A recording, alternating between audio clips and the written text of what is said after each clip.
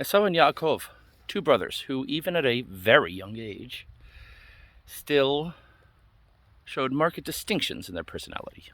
Twins, yes, but very different. What can we learn from them? There's a Mishnah at the beginning of the 4th chapter in Avot, sometimes known as Pirkei Avot, chapters of the fathers, ethics of the fathers, lots of different translations for it, but the Mishnah is called Avot, fathers.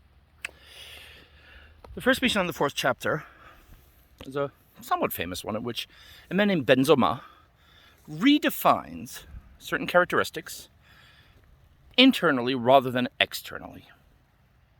Who is wise, he asks. You might think someone who learns a lot. No, he says someone who learns from everyone. Okay. Who is mighty? Someone who conquers his own inclination, his own passions. Okay. Cool. Who is considered rich? Someone who is happy with what he has. And who is considered honorable or respectable? Someone who shows respect to others. We can learn a lot from the singular figure that is our great, etc. uncle, Esau, brother of Yaakov.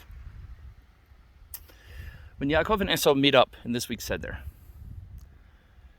Yaakov offers his brother a gift, basically a bribe. Please don't kill me, here's a present. Esau declines it, saying, I have plenty, I have much, I have a lot. Rav, it says in Hebrew. Rav means a lot, great. Sounds like he's happy with what he has. I have much. However, the sages draw a distinction between what he says and with what Yaakov says when he insists that Esau take it. He says, I have kol, everything, all. Esau says, I have a lot. Yaakov says, I have everything.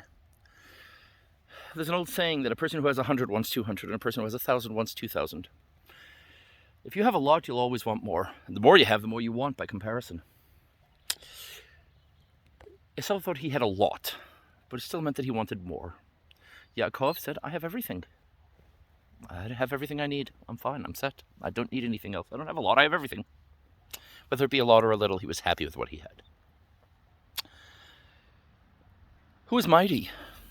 Someone who masters his own passions. Esau, it is taught, was a great hunter, man of valor, a warrior.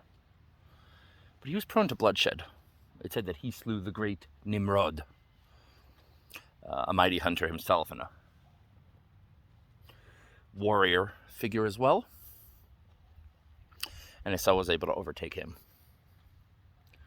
Well, great. But he was also prone to sexual promiscuity, idolatry, and his parents, for example, hated his wives, who were idolatresses, and he didn't do anything to stop them or to try to turn them to the right path, because he loved his wives more than maybe he loved God, or he loved his family, or he loved doing what was right. He was willing to tolerate it. So he wasn't a person who mastered his own passions. But then how did he manage to have such a large retinue? It says that he had a great revenue. He was rich, sure, but he had a lot of people following him.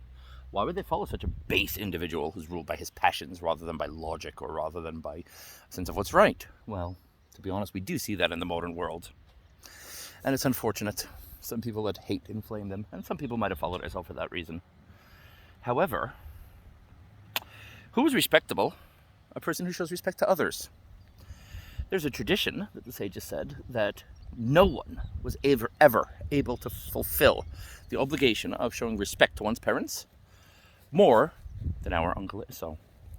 Whatever else he was, violent, promiscuous, despicable in every other way, he had respect for his parents. And therefore his followers showed him respect. Now, this wasn't some divine mandate sort of thing, if you show respect to other people, then I will make it that other people show respect for you. No, that's a direct, in this world, cause and effect. When you show that you understand how respect works, you understand the importance of respect, you can show respect to others, people will show respect to you, because they will see that you are a person who gets respect, and therefore you are a person who is deserving of respect. Which brings us to the last one of them, which was the first one. Who was wise? One who learns from everyone. Despite his unsavory characteristics, it would seem that we do have a lesson to learn from our uncle Esau. The lesson that no one is irredeemable. Everyone, no matter how bad he seems, has some good qualities. Similarly, and unfortunately, no matter how good a person is, everyone has a little bit of a failing now and again. So we should be understanding of that. But you can always learn from everyone. And you can learn true respect for your parents by following the example of our distant uncle. So I'll leave this week with a challenge. Get out there and meet some new people. And every new person you meet, or every person you already know, ask yourself, what can I learn from this person? This human being created in the image of God must have something I can learn. Old, young, doesn't matter. Experienced or otherwise. Intelligent or otherwise, everyone has something to teach you. What can I learn from my interaction with this person?